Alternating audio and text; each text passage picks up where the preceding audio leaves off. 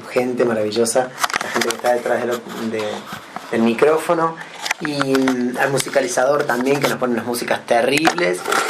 Mira, esto es muy simple. En realidad lo primero que conocí fue al periodista, a Tomás Méndez, y obviamente seguía de cerca su programa porque me parecía de muchísimo compromiso, muchísima valentía y coraje el laburo que hacía, y sobre todo con muchísima verdad, porque todo lo que él nos iba contando lo íbamos pudiendo de alguna manera comprobar y ver a diario en nuestra ciudad y en nuestra provincia. Y después de conocer al periodista y de conocer el programa, conocí este movimiento que se creó en relación a la gente que cree en Tomás, y bueno, nada, me sumé con un orgullo increíble y pude formar parte de este equipo primero de laburo.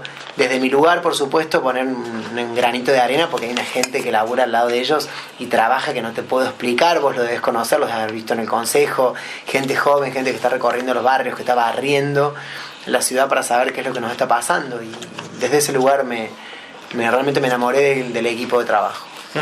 Un equipo donde siempre Tomás Méndez se puso a lo que era la defensa del pueblo, a la defensa de las personas, y a través de sus denuncias y a través de su puerta en marcha, ¿no? Porque a veces que no es lo mismo hacer una denuncia y decir, bueno, la hice, ya listo, ¿no? Sino que sí, todo un proceso de lo que es dentro de la denuncia. Sí, tiene que ver con esta coherencia que me parece que lo caracteriza a Tomás, ¿no? Que es poder no solamente denunciar, sino que además hacer. Porque por ahí agarrar y pararse uno y decir, ¿no es cierto? Denunciar creo que puede llegar a ser fácil si tenés los medios, pero mantenerte en la denuncia, mantenerte en las causas, seguirlas para ver cómo evolucionan, y además de eso tomar partido y hacer, me parece que es lo más importante. Lo más importante. Vamos a una pausita musical hasta que esperemos que venga Tomás Méndez. Debe estar atravesando la ciudad del señor Tomás Méndez. Y con la cantidad de tráfico que hay, más que seguro. Vamos a una pausita musical, ya volvemos.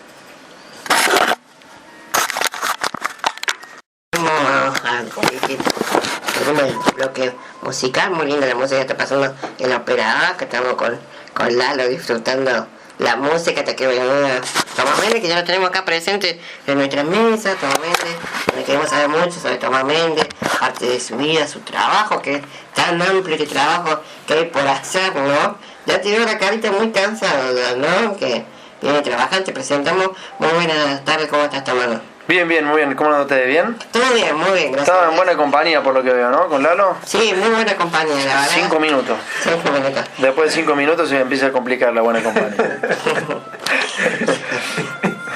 Tomás, ¿cómo empezaste en la parte de lo que es dentro del periodismo, dentro de la política en general? Porque viste que nosotros los periodistas tenemos varias ramas que podemos estar caminando, ¿no? Sí. Yo estoy colgado todavía de la rama del árbol. ¿Sí? Nada, mira, empezaba a estudiar periodismo hace mucho tiempo. Empezaba de manera casual, digamos, ¿no? Porque una pariente mía empezaba a estudiar en la universidad y la verdad que en eso uno siempre había sido contenido por la familia, y la verdad que lo tiraba mucho a la familia, y entonces para seguir la universidad con ella me metí en periodismo sin saber bien a qué se refería la cosa. Y en realidad quería ser médico. Un tío que es médico me dijo no lo hagas porque es muy esclavizante. Tampoco quise ser psicólogo. Mi vieja me dijo no lo hagas porque es muy esclavizante. Y bueno, fui con mi prima ahí a la universidad y me metí en el periodismo, y le voy a decir a mi hija que no lo haga porque es muy esclavizante. Así que bueno, queda un poco laburo por hacer, pero empecé de manera casual, y después empecé a hacer un programa periodístico que era humorístico, y la gente nos fue llevando hacia el compromiso y vio que lo hacíamos de buena leche, y se notaba que lo hacíamos de manera inocente y muy por fuera del sistema, porque si soy inocente está fuera del sistema. Y bueno, y evidentemente empezó a confiarnos información muy importante que, bueno, obviamente uno no tomaba la real dimensión de lo que estaba comunicando, y así empezó a imponerse el programa nuestro. Sí, como vos decís, o sea, aparte de eso hay mucho por estar trabajando, que es cosas de lo que se está viendo en el día a día hoy, vos que estás recorriendo todo lo que son los barrios. Sí, lo que vemos en los barrios, verdaderamente, nosotros como dirigentes políticos que queremos ser, lo que vemos en los barrios es mucha sobre todo en los barrios de la periferia, ¿no? Es difícil de describir el sentimiento, sobre todo cuando uno mira a los chicos jóvenes o a los niños, ve como caras que se sorprenden con cosas muy pequeñas de lo que uno puede hacer, y solamente ese hecho vale la pena para hacer política. Para hacer política es hacer una plaza, es tenerlo en cuenta a los niños para que puedan jugar y hacerle una hamaca, con lo que uno tenga. Mira, antes de hacer estuvimos acá para fotos. En un barrio, claro, en un barrio de la Circunvalación, fuimos a poner unas cadenas y cortamos unas gomas que había tiradas y le hicimos una hamaca a los chicos, ¿no? Y un vecino había hecho toda la estructura, y así, de esa manera, colaborando, uno ve que puede cambiarle en serio la realidad a esos pibes, ¿no? Con cosas menores. Obviamente que ni hablar de la salud, ni hablar de la educación, que también motiva y mucho, ¿no? Pero la política me parece que es el instrumento para poder modificar.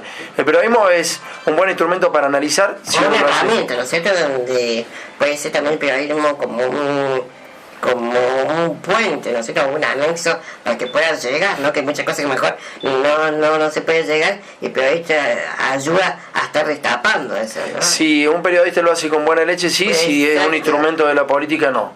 Hay muchos que son instrumentos de la política y jamás en su vida han investigado el poder. Y le pido al oyente que, si está del otro lado, se va a dar cuenta solo, no hace falta dar nombres. Cuando uno habla de periodismo, habla de crítica, de investigación, sobre todo el poder. Y hay mucho periodismo que ha dejado pasar 20 años del gobierno de la Sota con hechos gravísimos de corrupción, y una vez que se va de la Sota empiezan a hablar de eso, ¿no? Uh-huh. Es grave.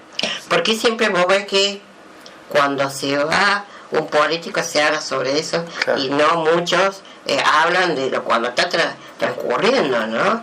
¿Cuál debe ser el manejo? ¿Por qué se debe eso? Y por plata. El poder, te iba a decir por poder, digamos, pero en realidad el poder que puede contra esas situaciones es la plata. Vos fíjate que Mestre el año pasado, un año electoral, se gastó casi 100 millones de pesos. La Municipalidad de Córdoba, fíjate cómo está la ciudad, ¿no? 100 palos, digamos, no tendríamos la situación actual que estamos viviendo, por lo menos en cuanto al bacheo y algunos problemas que están surgiendo. Y este año ha presupuestado 60 millones, de los cuales ya se los comió. En realidad no se los comió, se los dio a los periodistas. Y ahora sacó una nueva partida de 25 millones de pesos. Y entonces, lo que le pide a los periodistas es, primero, no reflejar el estado de situación de nuestra ciudad, y lo segundo que le pide es pegarle al único opositor que tiene. Y no importa con qué. Si se miente y vamos para adelante. Y de hecho es cuando el periodismo se construye o se constituye en una herramienta de la política, ¿no? Uh-huh. ¿Cuál fue tu denuncia que más te costó? No, las denuncias en general fueron muy trabajadas todas, porque eran investigaciones como investigaciones muy profundas, así que casi todas fueron muy jodidas, digamos. La que más me costó de sacar por ahí, o la que más costo tuvo personal después, fue el narcoescándalo, pero en general casi todas las denuncias fueron difíciles. ¿Y seguir el proceso de las denuncias? ¿Las seguís? Nosotros lo seguíamos hasta donde podíamos. Nosotros presentábamos 2 o 3 denuncias por semana. Era muy complicado hacer la denuncia, construirla a la investigación y después seguirla. Eso era algo casi imposible, pero hoy hay no menos de 70 personas presas por nuestro programa, digamos, ¿no? Así que... Un montón. Digo, sí, claro. Uh-huh. Tomás, ahora, ¿cuál es tu trabajo que estás realizando dentro de lo que es el Consejo? Nosotros en el Consejo Deliberante hemos elaborado ya, desde que asumimos, 40, entre ordenanzas y pedidos de informes, son 40 proyectos. Y tenemos un proyecto que va a salir ahora, que tiene que ver con la actividad deportiva y tiene que ver con los pibes que van a jugar en cualquier disciplina, o sea, fútbol, pero siempre federado, ¿no? Básquet, hockey para las chicas. Es un boleto urbano de pasajeros gratuito para los chicos que estén federados. Uh-huh. Y esto tiene que presentar certificado médico. Acuérdate que todos los pibes que están en la liga de fútbol, o lo que dije de básquet, de hockey o lo que sea, tienen que pasar por un estudio médico. Por ahí es una herramienta el fútbol para que los pibes se hagan todos los estudios médicos, que es muy importante, porque hay chicos que pasan los primeros 15 años de su vida sin haberse visto siquiera la boca, ¿no? Sin haber pasado nunca por el odontólogo. Es una buena excusa para poder tener a los pibes controlados, y bueno, y darle, obviamente, controlados, digo, en cuanto a salud, y además también fuera de las drogas, o alejado por lo menos de las drogas, incentivarlo con eso, que sería un premio para cuando vayan a jugar los fines de semana, ¿no? El boleto urbano gratuito. ¿Ve dentro de la política que se esté controlando o cuidando lo que es la juventud y lo que es al margen de la droga, que por hoy cada vez está descubriendo más? En realidad lo único que se cuida es que el negocio de la droga siga y se amplíe. Eso es lo único que se cuida de la política hoy. El hecho de que haya droga en los barrios no es casual, es una política de Estado. Y digo una política de Estado porque han pasado varios gobiernos y ninguno de ellos lo modificó. Las políticas de Estado trascienden a los gobiernos y lo que vemos trascender es eso, el crecimiento de la droga. Cuando algo pasa en una sociedad, en general es fruto de las políticas. Vos me podés decir si son malas o buenas, yo digo son malas, pero bueno, es fruto de la política. A veces la política puede ser buena o a veces puede ser mala. El instrumento política se puede utilizar bien o mal, es como una pistola. Digamos, básicamente es eso. Una pistola no se debería utilizar, pero puede ser un auto. A ver, no fue el mejor ejemplo, un auto. Un auto yo lo puedo utilizar para transportarme o lo puedo utilizar para matar. Y entonces es la herramienta de la política es igual. Dentro de lo que es la municipalidad, lo que es la parte de lo que es la basura tan complicado, ahora lo que va a ser el transporte subsidiado, que el 35% a través de la nación, ¿podría ayudar un poco en eso el subsidio de la nación? El subsidio de la nación viene en realidad hace mucho tiempo, lo van a elevar a un 35% y en realidad no tengo estudiado los números de Coniferal de Autobuses de Santa Fe, sí tengo los de ERSA, y en cuanto a ERSA, que es la principal empresa de transporte de la ciudad de Córdoba, le cubre el subsidio nacional el 100% de los salarios de sus propios empleados. O sea, cuando a mí me dicen el salario de empleado va a aumentar un 30% y el subsidio nacional llega un 35% más, eso quiere decir que tienen un 5% más de recursos. Ganancia. Claro. ¿Se entiende? Pero el transporte hay que entenderlo así, es muy simple esto, para no dar vueltas. El transporte recibe subsidios municipales, provinciales y nacionales, más el corte de boleto. Toda la plata que recibe las empresas privadas es plata pública y el servicio es público. ¿Por qué tenemos una empresa privada cuando la plata es pública?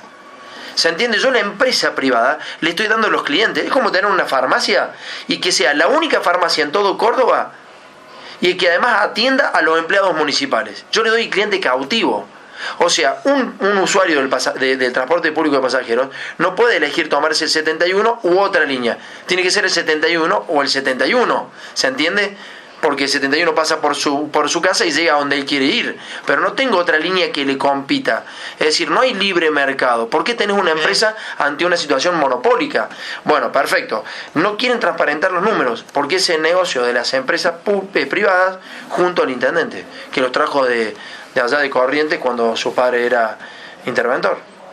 Y en el marco de la basura, lo que está de... Digo, son los mismos empresarios. Uno es Lusa, que es dueño de ERSA, que nunca había hecho ninguna experiencia en ninguna parte del país con recolección de residuos, y Cotreco es exactamente lo mismo, es un negocio. Cotreco y Lusa son un negocio. Pese que Cotreco es el presidente, es el titular de la Cámara de Comercio, y yo tengo buena relación con Buzo, pero se lo dije claramente, si nosotros éramos intendentes de la ciudad de Córdoba, si nosotros llegamos con nuestro proyecto, Lusa y Cotreco iban a desaparecer. Y bueno, no había avanzado todavía con respecto al transporte, porque había que ver si se daba bien el marco regulatorio, si estaban cumpliendo con el contrato que han firmado con el municipio. Pero si esto no era así, también se tenían que ir las empresas de transporte. Yo creo que el Estado hay que fortalecerlo, mucho hay que fortalecerlo, para que sea realmente eficiente. Pero hay que hacer que el Estado sea eficiente y no reemplazarlo con la empresa, porque ahí empiezan estos problemas, ¿no? Pero no viene cambio de lo que es la nueva empresa, ¿no?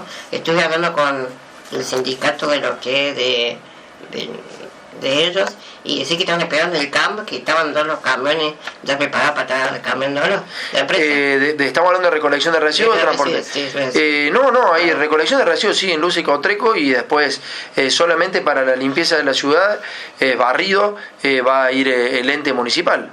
Que no tiene sentido porque, o sea, el ente debió haber abarcado todo. Para que un ente sea un ente realmente, tendría que haber abarcado la recolección de residuos también. Y la indemnización de lo que fue hace 3 años atrás. Y lo mismo hay que pagarla. Tenemos como 200 millones de pesos para pagar ahí, y no se han pagado. Y eso es fruto de un capricho que tuvo Mestre, que después se convirtió en un negocio. O sea, los caprichos no vienen solos. No es que Mestre es un niño que quería la recolección privada y como un niño se comportó. No, como un capricho atado a un negocio. Vamos a una pausita musical, luego venimos con más Atado a un Sentimiento. Pausita musical, seguimos con más con Tomás Méndez. Tomás, ¿cómo tomaste la decisión de decir, bueno, agarro la posta y me voy a poner a alguien a ser candidato a intendente. ¿Cómo que fue ese llamado que te dio para...? No, en el periodismo a veces no podíamos dar todas las respuestas que necesitábamos, que queríamos dar, y nos dimos cuenta que había chances importantes de poder modificar la realidad, y la verdad que estaba bueno empezar a hacer historia también desde un movimiento nuevo y demostrar a la dirigencia política que bueno, que también las cosas se pueden hacer de diferente manera. Así que ese fue el principal motor y que nos dio impulso a una gran cantidad de gente que nos movíamos en los mismos ámbitos. Lalo, por ejemplo, nos acompañó en la lista y así como Lalo, otros compañeros, digamos, ¿no? Fue una motivación general. Estuviste muy pegado a lo que fue las elecciones, ¿no? ¿Pegado a Lalo, decís? No, pegado a lo que fue las Eso elecciones. siempre, que se aclare, ¿eh? Quedaste segundo ahí nomás. Sí, quedamos muy cerca, pero bueno, también ahí muchos medios se convirtieron en lo que te decía recién, en la herramienta de la política, y bueno, hay cosas que son inevitables, ¿no? Son inevitables. Yo no creí que era tan así, sinceramente, pero bueno, fue muy jodida la manipulación que hicieron de la realidad, y bueno, claramente no nos pudo haber afectado a nadie. ¿Cómo ve a través de lo que es el municipio el control a los comercios? El control de los comercios, la verdad que hay diferentes comercios y diferentes controles de acuerdo a los comercios. Los comercios de la noche en espectáculos públicos y habilitación de negocios es muy complicado, sigue siendo y sigue habiendo corrupción, hay una caja muy grande allí. Uno no puede entender cómo hay after que están todavía abiertos y que lo hacen de manera ilegal y a la luz del día, y así te puedo nombrar varios, pero bueno, el control, la verdad que de los negocios de la noche sobre todo es muy complicado. Después se quejan los funcionarios, ¿viste? Salió Rodríguez Larreta a decir que no estaba autorizada la fiesta, o que estaba autorizada mal, que en vez de 13.000, que en vez de 20.000 tendría que haber habido 13.000. Después las quejas, ¿viste? Pero cuando se transforma en un negocio la cosa es muy complicado, sobre todo porque hay gente en donde peligra la vida. Digo, no hay el control de un negocio en donde no hay casi riesgos. En la noche de Córdoba todavía sigue habiendo muchos riesgos. ¿Tus metas a seguir, Tomás? No nos ponemos metas, son muy cercanas, no tengo metas lejanas. ¿Qué le pasa a Lalo? No, me pareció que su meta seguir era casarse conmigo, tenía esa sensación. ¿De eso se rió? Mire, señor, cómo nos mira de afuera. Está sobrado. Sí, es el papá de Emilio, así que sabe mi compromiso con usted. Claro. No, quédese tranquilo, no, tengo señora y tengo chicos. Está tratando de abusar de mí. No, me pongo la meta a mediano plazo, y a mediano plazo es trabajar bien en el consejo.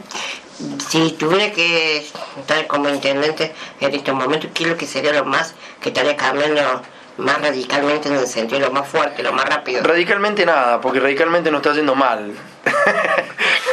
No, tendremos que cambiar obviamente lo que te dije recién, la recolección de residuos era lo primero que teníamos que hacer, darle mucha bola a la salud, darle mucha importancia a la educación, dentro de lo que se podía hacer, digamos, empezar a laburar con los recursos humanos. Hemos visto problemas muy graves en el hospital infantil, empieza el invierno, no tienen calefacción los pibes. El Príncipe de Asturias. El Príncipe de Asturias ni hablar, no tiene casi ningún servicio. Porque vos sabés que, perdón que interrumpa, Tomás, estaba viendo los otros días dentro de los hospitales y no estaba entrando al hospital Príncipe de Asturias como un sistema de hospital, ¿no? Integrado no. No está integrado, ¿no? Es como un dispensario, digamos. Claro, un dispensario grande. Sí, y bueno, y ahí tenemos problemas graves porque la zona sur era una zona desprotegida respecto a la zona sanitaria, no había en la zona sur nada que pudiera contener a semejante población, y en la zona noroeste pasa exactamente lo mismo, en donde no hay absolutamente nada. Pero bueno, empezar a darle bola a estas cosas para que la gente empiece a tener respuestas concretas desde lo humano, ¿no? Y después a partir de ahí, obviamente, hacer cumplir el pliego de condiciones de las empresas de transporte. Si no lo cumplían, empezar a estatizar nuevamente las empresas. Yo creo que el Estado tiene que ser fuerte, siempre tiene que ser fuerte, por encima de cualquier cosa, porque como el Estado lo banca el ciudadano, ¿por qué en el medio tiene que haber una empresa? Bueno, eran las metas que nosotros nos habíamos puesto, por lo menos para comenzar. Y dentro de lo que son los clubes, nosotros con los clubes, mi compromiso lo estamos haciendo ya desde el Consejo Deliberante. Lo del boleto deportivo es un anhelo, estamos poniendo todas las ganas, pero también te mentiría, porque hay que ser sincero en esto.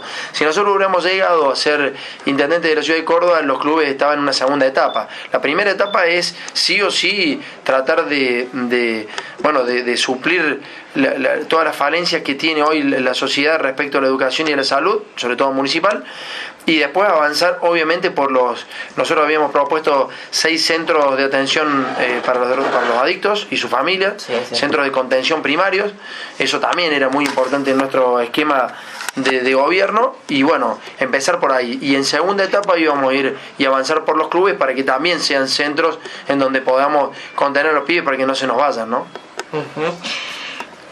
Dentro de tu bloque, esa pequeña fractura que sufrió. ¿Cómo te gusta meter el dedo en la llaga, no? Porque no fue tan pequeña fractura. Que eso le fue complicado en el sentido, a través de ello, ese manejo que se puede dar. Fue una situación difícil porque Pascual yo había consultado 2 personas conocidas, una profesionalmente y otra efectivamente, y me habían dicho que Pascual era buen tipo. Efectivamente sí era buen tipo, financió gran parte de la campaña, y así todo, bueno, el tipo se nos fue 15 minutos antes de la sesión a decirnos que él iba a votar a favor de la deuda municipal, un endeudamiento totalmente irracional, que no tenía ningún tipo de tino el pedido, y creo que es una medida que va a desfavorecer largamente a los cordobeses. Y cuando propuso eso Pascual, le dije que se tenía que ir del espacio, digamos, ¿no? Entonces la fractura se produjo porque bueno, era una cosa muy neurálgica, no era un beneplácito ni un proyecto de ordenanza menor, era algo que iba a hipotecar el futuro de los cordobeses, y bueno, estaba abierto el espacio para que se vaya. A lo que hay que llegar a esto, ¿no? El trabajo que están desarrollando ustedes y lo que es ese monstruo que se puede decir que pueden convencer a cualquiera, y ahí está tu trabajo de seguir con la lucha, ¿no? Sí, claro. De seguir siempre dentro de tu sillón de concejal, y seguir trabajando junto con Lalo y bueno, toda la gente que te siguen acompañando. Sí, no sé si Lalo me sigue acompañando, pero creo que por ahí está, por ahí no, pero nada, sí, Lalo y toda la gente que ha estado en la lista está colaborando de una u otra manera. Sí, claro, es una tarea importante. Es una tarea importante, sí. Yo, si me permitís, Sí. yo creo que lo que dice Tomás y lo decís vos es muy importante, que es una tarea importante y una gran responsabilidad, pero yo insisto también en que nosotros como ciudadanos tenemos que ponernos a tomar conciencia de que tenemos que apoyar, tenemos que estar presentes, tenemos que estar apoyando a nuestros concejales, tenemos que estar oyendo qué se dice, oyendo qué se vota, qué se propone, investigando, porque si no pareciera que solamente es un grupo de personas los responsables de todo lo que nos está pasando, y somos una sociedad, y me parece que si tenemos tanta responsabilidad como para trasnochar, para salir de joda, para ir a estos after a lo que se refiere Tomás, para tomar alcohol en exceso, tenemos que también estar del otro lado para decir no, hay alguien que tiene que decir no y apoyarlos, y a decir sí y apoyarlos también. Me parece que en eso también nos está faltando. No sé qué piensa Tomás con respecto a eso, pero yo tengo la sensación de que la sociedad no ha tomado conciencia de que forma parte de ellos. Totalmente. Lo que es la ciudad de Córdoba, que estaba viendo que pasan supuestamente por la lluvia, ¿no? O sea, siempre tenemos lluvia, pero hoy es un poquito más. ¿Cómo es el manejo de la municipalidad en el sentido de lo que son los bacheos? No, yo creo que Ramón Mestre sería un buen intendente en una ciudad donde el clima fuera semidesértico, digamos, ¿no? Donde no llueva. Porque si le caen 2 gotas y tiene problemas constantes, la verdad que... Pero bueno, no puedo decir más nada de lo que se ve, digamos, es meter cada vez más el dedo en la llaga, y la verdad que no me gusta eso, porque estamos viendo una ciudad que está devastada, y hablar sobre eso implica que la gente sienta aún más bronca de la que hoy ya tiene, y la verdad que creo que es mucha, ¿no? ¿Qué es lo que más te encontrás dentro al recorrido de cada barrios? Lo que más me encuentro es lo que te dije recién, el olvido, el abandono de la gente en general. Ayer estuvimos en un comedor de una de nuestras militantes, y ese comedor había sido supuestamente convertido en una sala cuna, esta sala cuna que hacen desde el gobierno provincial. Yo no creo que hayan puesto más de 15.000 pesos en el comedor. No tiene piso, no tiene nada, y ahí iban a inaugurarlo. Pero no iba cualquiera, iba el gobernador. Y ¿sabes qué? Había más policías que gente. O sea, había más policías custodiándolo a Schiaretti que gente esperándolo. Pero en serio, literalmente lo digo. Parece una cosa absurda, pero es real. Es complicado cuando la sociedad te empieza a dar vuelta a la cara porque te le estás riendo en la cara, digamos, ¿no? Todavía se llueve en la sala de cuna, habían tirado dos cunitas y una alfombra de auto en una pieza con piso de tierra, digamos. No, muy, una falta de respeto, digamos, ¿no? Y la gente toma nota de eso y la verdad que eso se ve mucho en los barrios. Fuimos a lo que es el marco de lo que es aquí la municipalidad, la provincia y la nación, como lo es al marco de la política. A nivel nacional creo que hay una pelea muy fuerte entre el kirchnerismo y el macrismo. Creo que si se van a tirar con hechos de corrupción, los dos van a terminar presos. Si hubiera pasado, pero también es sano, no todo es dañino para la sociedad. También es sano porque los conocemos cuando se pelean. Al político solamente lo conoces cuando se pelean. Mestre nunca se peleó con De la Sota, entonces la gente pudo conocer poco de cada uno. Pero está bueno que por ahí se diferencien y que no hagan negocio y que los una el negocio a ambos partidos políticos. Si no, pareciera como que los dos partidos políticos se convierten en Burger King y McDonald's. Y son los dos que venden hamburguesas, no hay nadie en el medio. Y mientras eso no se peleen, uno no hable del otro, qué te está vendiendo el otro, cómo te lo está vendiendo, a qué precio, es como que el negocio de las hamburguesas queda en manos de estos dos. Y lo han tomado como un negocio. Y la política tiene que cambiar eso, tiene que cambiar la cabeza. La gente tiene que hacer un clic y pensar que la política no es un negocio. Y que estos dos partidos políticos lo toman como empresas. Se toman como empresas más que como partido político. Bueno, nosotros hemos constituido un movimiento, vamos a ver qué pasa. Y dentro de la estructura de la nación, ¿ves que va a poder salir de lo que es todos estos despidos? Va a ser complicado, seguramente, va a ser complicado. A ver, si vamos a hablar puramente y objetivamente de las políticas aplicadas, me parece que va a ser complicado. Yo creo que por lo que se ve hasta ahora se puede estabilizar la economía, pero estabilizar la economía no quiere decir que haya crecimiento social o equidad, ¿se entiende? Seguro. O sea, uno puede estabilizar los parámetros económicos, el problema es a dónde va ese dinero o esos recursos que genera el Estado. Un país genera recursos económicos, el problema es cómo van y a quiénes van esos recursos económicos. Uno puede estabilizar la economía y puede decir que la economía está creciendo. El tema es que en la distribución de los recursos económicos generados tiene que haber un derrame social. Tiene que haber un derrame para abajo también. Ese es mi pensamiento. Por ahí el pensamiento, me parece, del gobierno actual no es ese. Y temo que pase algo que sea el descuido nuevamente de las clases más desprotegidas.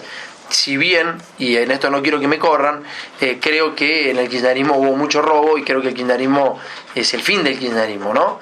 Tuvo políticas muy acertadas, pero hubo mucho robo.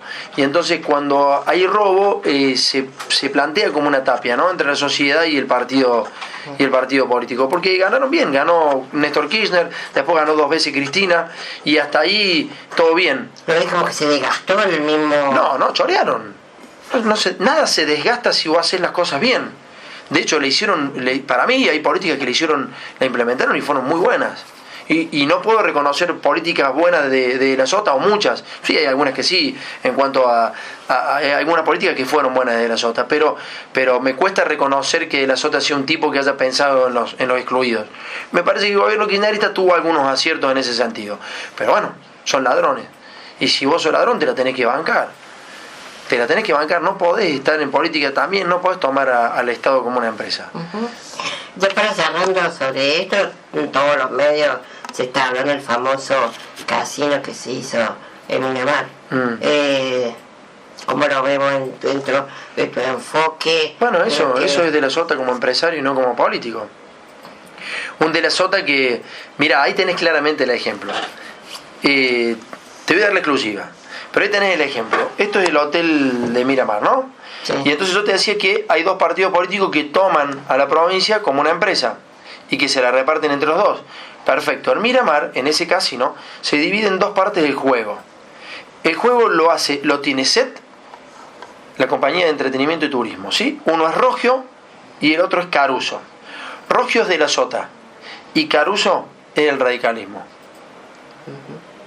Y entonces la explotación de este hotel la hacen para el Partido Justicialista y para la Unión Cívica Radical. Y vos te preguntarás por qué lo hacen así, para que nunca se hable. Ahora, cuando se empieza a hablar, los radicales se prenden en esa, como si fueran no parte del negocio. Mira, en el avión privado de Caruso viaja Mestre y su familia a Punta del Este siempre. ¿Se entiende? Sí, sí, sí. Y está en ese hotel Caruso. Mestre no sabe qué hace Caruso, cuánto cuesta ese hotel, que eso es un gran negocio, no lo sabe. Ahí está, este es el ejemplo claro de cómo uno tiene que ver y cómo se ve la política, y yo te estoy haciendo una lectura, digamos, con cada uno de los empresarios que han pasado por Córdoba y que se han aliado a la política, ¿no? Ujú. Bueno, Tomás, viste cómo debe ser cada programa de la radio. Ojalá tener un montón, muchísimo más de preguntas por seguir conociendo a Tomás. Me gustaría que tenés de vuelta un segundo vuelta, ¿se puede? Dale, sí, claro, absolutamente. Mi mujer no quiere que tenga más preguntas, así que te agradezco. Me están esperando en casa y me van a cagar a pedo, te digo así sinceramente. Lalo te va a defender. No creo. Se tiene que ir al programa de televisión. Este no viene, cuando pican las balas no viene nunca. No, es ahí donde estoy yo. Bueno, empecemos a estar despidiendo. Gracias, Tomás, por Gracias, muchas gracias. Gracias, que sé que estás con tus tiempos, bueno, dentro de tu trabajo, así que bueno, te damos las gracias de todo corazón por estar presente aquí con nosotros, de estar compartiendo una tarde de aquí de radio junto con nosotros. Gracias, muchas gracias. Nos vemos el próximo jueves a partir de las 18 con más acá a un